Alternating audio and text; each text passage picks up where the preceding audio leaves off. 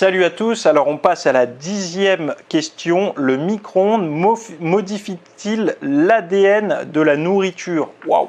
Alors ça c'est une question à chaud, hein. J'ai pas fait de recherche là-dessus, mais modifier l'ADN, enfin le micro-ondes en fait ça vient agiter les molécules de la substance, enfin les molécules d'eau d'ailleurs je crois, puisque si on a un truc complètement déshydraté, je crois que ça se passe mal dans le micro-ondes. Mais en tout cas, une chose est sûre, c'est que l'ADN de la nourriture, je ne pense pas que ça se modifie. Et d'ailleurs, il y a certains aliments qui ont été, ça a été démontré que si la cuisson n'est pas ultra violente et ultra longue, il peut y avoir des avantages à cuire au micro-ondes aussi. Il y a eu beaucoup de polémiques autour du micro-ondes. De mémoire, on a diabolisé un petit peu trop le micro-ondes sans trop parler, par exemple, de la cuisson au barbecue ou de la cuisson à la poêle, où on a des petits résidus noirs comme ça, de brûlés sur la barbaque ou sur les légumes. La cuisson au micro-ondes, est-ce que ça modifie l'ADN? Je pense qu'il faudrait que tu demandes clairement.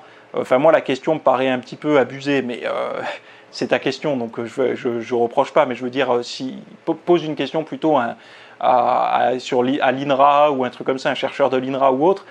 Mais ce qu'il faut savoir, c'est que je pense qu'il est le plus important, c'est la cuisson au micro-ondes. Est-ce que ça va dégrader à mort tes aliments? Est-ce que tu vas te rendre malade à cuire au micro-ondes?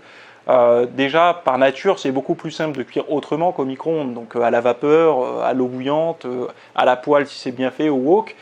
Après, le micro-ondes peut servir à réchauffer, pas à cuire. Donc je pense que si tu suis ça peut aller. Après, peut-être que toi, tu fais tout au micro-ondes et du coup, tu te poses des questions.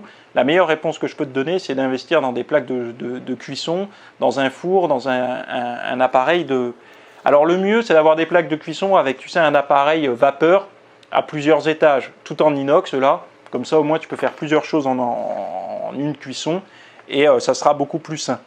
Mais de toute façon, n'importe quelle cuisson modifie l'aliment. Après, l'ADN de la nourriture, je pense que c'est un peu trop pointu pour moi, mais chaque aliment est modifié en fait par la cuisson, que ça soit ne serait-ce que sa digestibilité, la teneur en acides aminés, même si elle est similaire, il y en a qui vont être dégradés, d'autres non. Les vitamines pareil, les fibres pareil, enfin bon voilà. Donc c'est plutôt sur ce genre de choses que tu devrais plancher. Donc voilà pour cette 10e question. Merci de m'avoir suivi pour cette vidéo, il y en aura certainement d'autres. Je ne peux pas te dire quand encore, mais tu peux déjà voir le travail que j'ai fait précédemment. Il y a pas mal de podcasts et tout ça, et je te mets un peu les liens à droite à gauche.